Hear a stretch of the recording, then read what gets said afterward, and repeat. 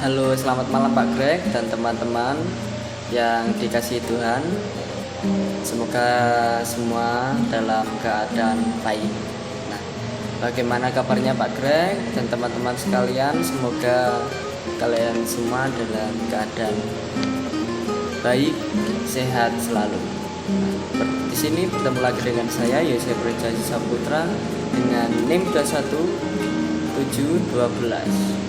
Yang pada video kali ini di sini saya akan mereview materi pertama sampai ke-7 yang sebelumnya sudah saya pelajari dengan Pak Greg.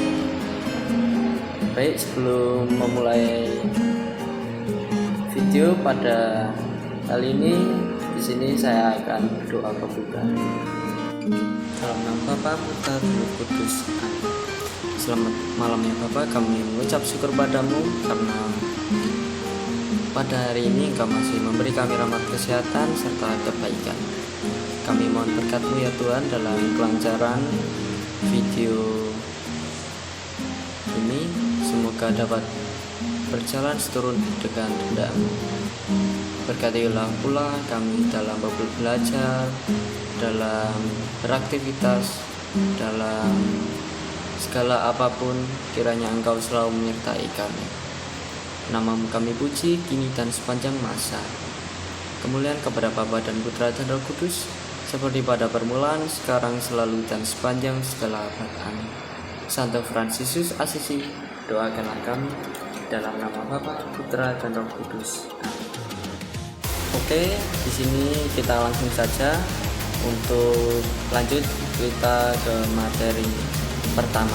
Nah, di sini saya itu membahas tentang sejarah, kedudukan, dan juga fungsi bahasa Indonesia. Deskripsi materi pembelajaran, tujuan instruksional umum, tujuan instruksional khusus, uraian materi pembelajaran, sejarah bahasa Indonesia, asal-usul bahasa Indonesia, peresmian nama bahasa Indonesia, tonggak sejarah Indonesia, dan yang terakhir itu gerakan masyarakat yang mempengaruhi perkembangan bahasa Indonesia. Untuk materi ini saya membuat video untuk tugas bahasa Indonesia yang dalam pembahasannya sudah saya jelaskan tadi. Lanjut kita ke materi kedua.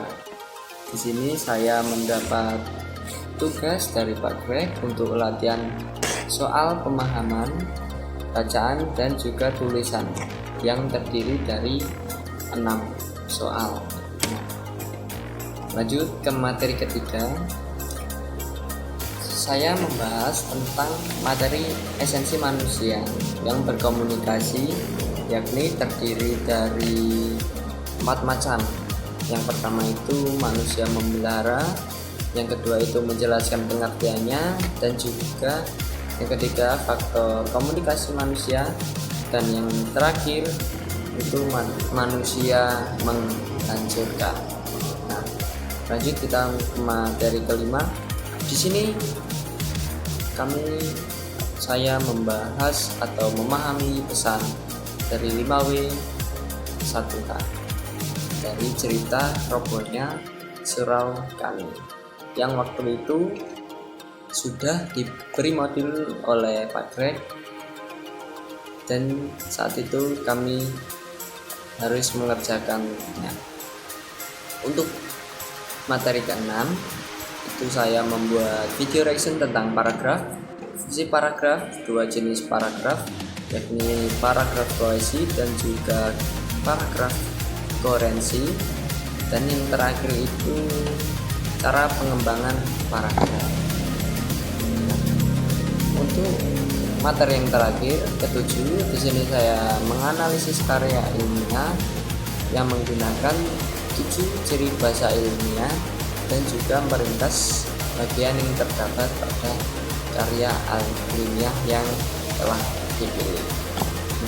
Jadi kesimpulannya di sini dari pertemuan 1 sampai 7 itu dalam penugasan saya tidak ada kendala.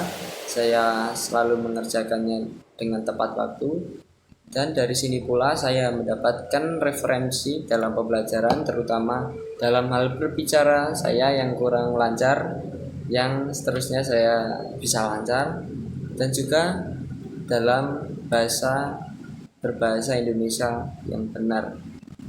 Dan di sini saya juga mengetahui materi serta juga berkembangnya saya dalam belajar, yang mungkin itu saja Pak Greg yang bisa saya jelaskan untuk review materi pertama hingga ketujuh. Baik, sebelum mengakhiri proses belajar kami ini, marilah kita berdoa penutup. Dalam nama Bapa, Putra, dan Roh Kudus. Amin. Terima kasih Tuhan, Engkau telah mendampingi saya terutama dalam belajar dalam kuliah dari pertemuan 1 hingga ke-7. Semoga apa yang kami pelajari dapat berguna bagi masa depan kami. Berkatilah pula untuk pembelajaran selanjutnya. Semoga Engkau selalu menyertai kami dan juga memberkati kami, mendampingi kami selalu setiap saat. Namamu kami puji kini dan sepanjang masa.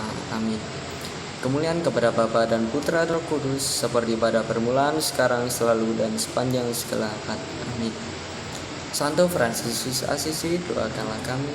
Dalam nama Bapa, Putra, dan Roh Kudus. Amin. Terima kasih. Selamat malam. Berkat dalam Pak Greg. See you.